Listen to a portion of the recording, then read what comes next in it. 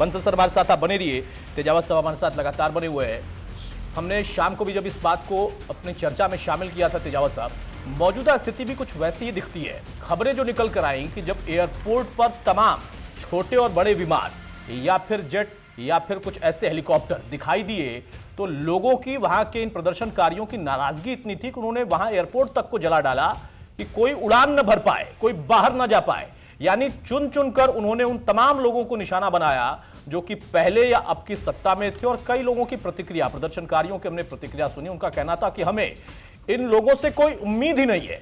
ये नाराजगी आपको क्यों दिखाई दी? और एक, चूंकि आप विदेश मामलों के जानकार हैं, इसका एक वैश्विक असर विदेश मामलों के हिसाब से क्या पड़ेगा नेपाल के लिए, वहां के लोगों के लिए, भारत के लिहाज से? चाइना की एक हमेशा निगाह रहती है, कहा जाता है कि वामदलियों की एक उनसे अटैचमेंट अलग से रही हमेशा।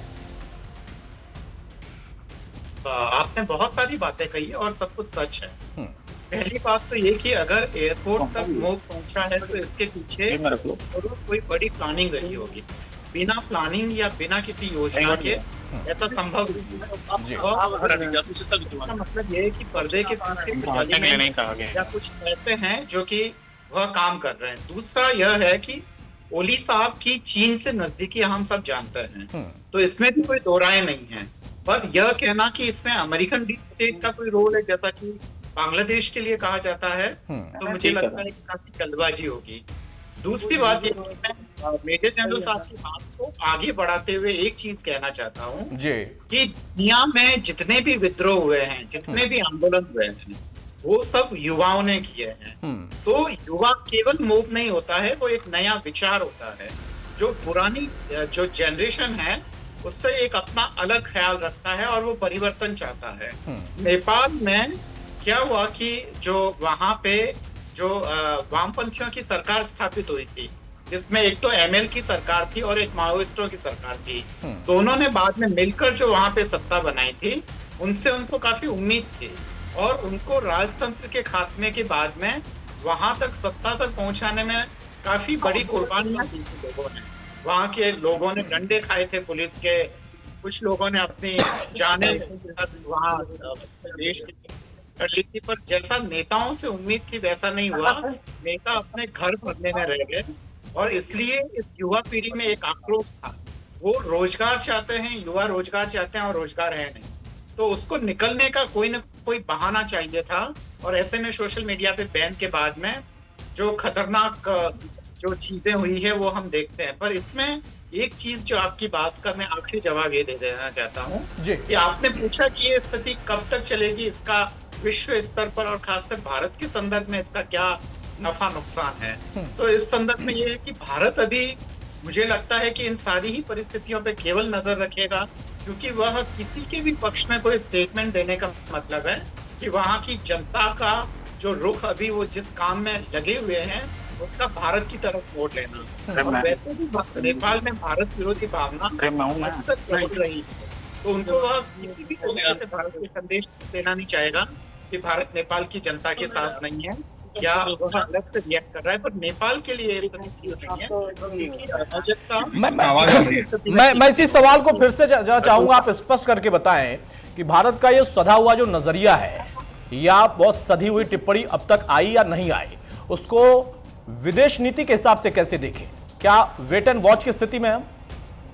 बिल्कुल वेट एंड वॉच की स्थिति में है, क्योंकि अगर हम देखें कि श्रीलंका के मसले पर भी भारत ने कोई जल्दबाजी नहीं दिखाई, बांग्लादेश के मसले पर भी कोई जल्दबाजी नहीं दिखाई, और इवन कि कभी कभी ऐसा लगा कि प्रतिक्रिया देने में कुछ हद से ज्यादा ही ढिलाई या देरी हो रही है। पर भारत की अभी प्राथमिकता नेपाल के अंदर के या उसके आंतरिक मामलों में दखलंदाजी करना, या कम से कम दखलंदाजी ना भी करें तो इस तरीके का इंप्रेशन देना, और वो भी नेपाल के जनता में, ये किसी भी तरह से ठीक नहीं है।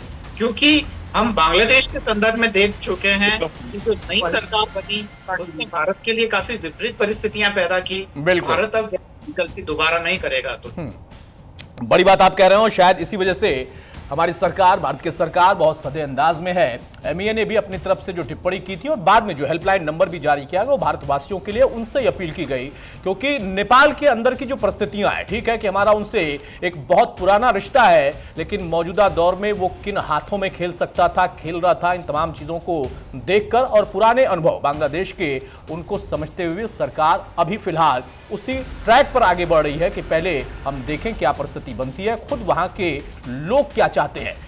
बहुत जल्दी से अनुराग एक सवाल आपसे, उसके बाद मैं जेके बंसल साहब आपके पास आ रहा हूं। जो आपने कहा कि अभी भी आंदोलनकारी जो हैं वो मानने को तैयार नहीं है, क्या माने हम कि हां वहां पर इस वक्त अब सेना के इस अपील के बाद कि लोग शांत हो जाएं, सेना मोर्चाबंदी और तेज करेगी, लोगों से उसी शांति की अपील करने के साथ कल तक स्थिति संभाल लेगी?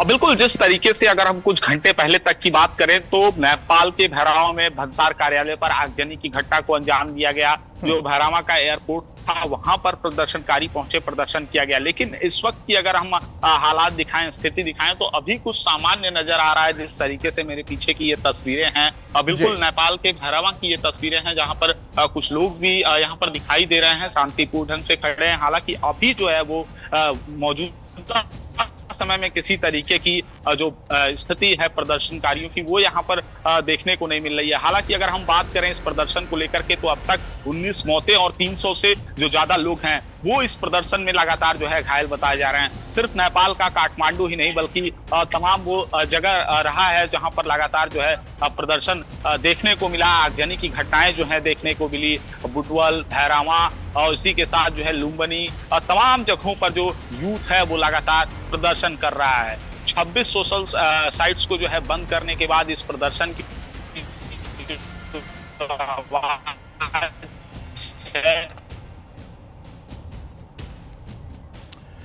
चलिए अनुराग, मैं आपको रोक रहा हूं, आपकी आवाज में कुछ तकनीकी खामी आ रही है, अब आपको रोक रहा हूं, हमारे साथ आप बने रहिए। एक तस्वीर हम दिखाते हैं पीएमओ ऑफिस या उस दफ्तर की जो कि कभी तक गुलजार होता था, लेकिन आज वहां की स्थिति क्या है। ये तस्वीर आप देखिए, ये पीएम का दफ्तर, और वहां पर जब प्रदर्शनकारी पहुंचते हैं तो नाराजगी, गुस्सा किस कदर था कि उन्होंने वहां पर जमकर ना सिर्फ तोड़फोड़ की बल्कि उसके साथ साथ वहां पर आगजनी भी की।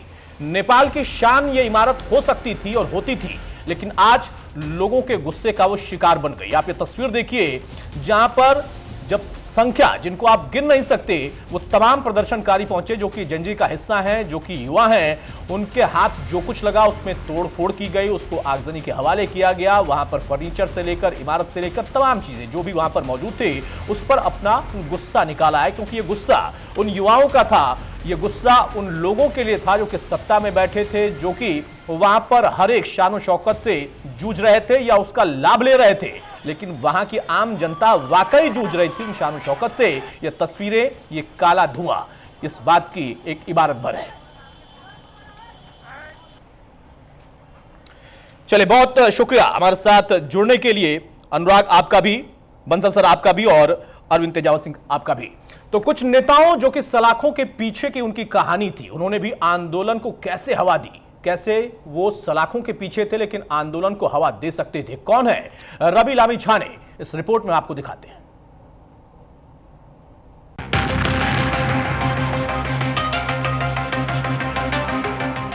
जनजी के आंदोलन से नेपाल की राजनीति में भूचाल आ गया है। युवाओं ने सरकार को उखाड़ फेंका है और अब नए सिरे से नई सरकार बनाने की तैयारी चल रही है। इस बीच लोगों की निगाहें उन नेताओं पर टिकी हैं जिन्हें अब नेपाल की सत्ता सौंपी जा सकती है। इनमें वो नेता भी शामिल हैं जिन्हें ओली सरकार ने अलग अलग मामलों में जेल की सलाखों के पीछे कैद करके रखा हुआ है।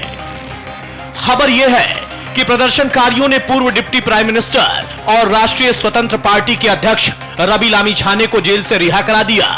लामी छाने पिछले कई महीने से सहकारी घोटाले के आरोप में नक्कू जेल में बंद थे, लेकिन जेल की दीवारों के बीच भी उनका प्रभाव कोई कम नहीं हुआ। युवाओं और खासकर सोशल मीडिया पर उनका दबदबा बरकरार रहा। ओली की सरकार के इस्तीफे के बाद जब प्रदर्शनकारियों ने आंदोलन तेज किया तो जेल में बंद लामी छाने की रिहाई की मांग जोर पकड़ने लगी। इसी बीच बड़ी पुलिस सुरक्षा के बीच लामी छाने को जेल से रिहा कर दिया गया। उनके समर्थकों ने जेल के बाहर उनका जोरदार स्वागत किया।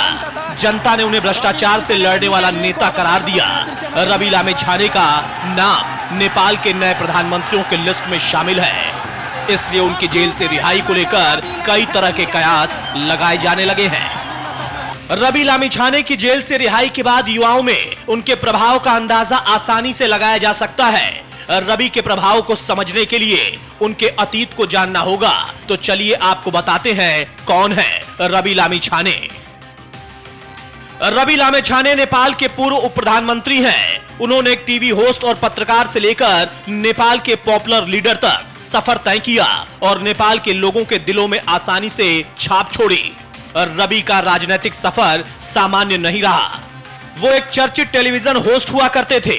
उनका कार्यक्रम सीधा कुरा जनता संग करोड़ों नेपालियों के दिलों की आवाज बन गया। अपने शो में उन्होंने बेबाकी से राजनीति, भ्रष्टाचार और सामाजिक अन्याय के खिलाफ आवाज उठाई। यही वजह थी कि लोगों ने उन्हें अपनाया और लोकप्रिय हो गए। रवि लामिछाने ने नेपाल की हालत देखकर और वहां पनप रहे सियासी भ्रष्टाचार से मुकाबला करने के लिए राजनीति में आने का फैसला किया। 2022 में रवि लामिछाने ने राष्ट्रीय स्वतंत्र पार्टी यानी आरएसपी बनाई। उन्होंने गांव-गांव जाकर युवाओं को अपने साथ जोड़ा। धीरे धीरे लाखों युवा उनसे जुड़ते चले गए। ये देखकर बड़ी-बड़ी राजनीतिक पार्टियों ने रवि लामिछाने को अपने साथ आने का ऑफर दिया, लेकिन रवि लामिछाने ने सभी पार्टियों का ऑफर ठुकरा दिया। रवि की पार्टी ने 2022 के चुनाव को लड़ा और उनकी पार्टी को 275 सदस्यीय प्रतिनिधि सभा में 20 सीटें मिली। यह नेपाल में किसी पार्टी को पहले ही चुनाव में मिली सबसे बड़ी जीत थी, जिसका नतीजा यह हुआ कि रवि लामिछाने को सत्ता में भागीदारी मिली और नेपाल के डिप्टी प्राइम मिनिस्टर तक वो पहुंचे। इसके अलावा उन्होंने नेपाल के गृह मंत्री की जिम्मेदारी भी निभाई। रवि लामिछाने कामयाबी की ऊंची छलांग लगा रहे थे, तभी उन पर नागरिकता को लेकर आरोप लगे। दरअसल रवि लामिछाने ने 2014 में अमेरिकी नागरिकता ली थी। इससे उनकी नेपाली नागरिकता खुद खत्म हो गई। रवि लामिछाने नागरिकता के इसी कानूनी पचड़े में फंस गए। उन्हें अपने पद को छोड़ना पड़ा। हालांकि रवि लामिछाने यही दावा करते रहे कि 2018 में उन्होंने अमेरिकी नागरिकता छोड़ दी थी।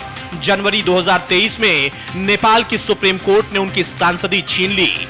बाद में उन्होंने सभी पदों से इस्तीफा दे दिया।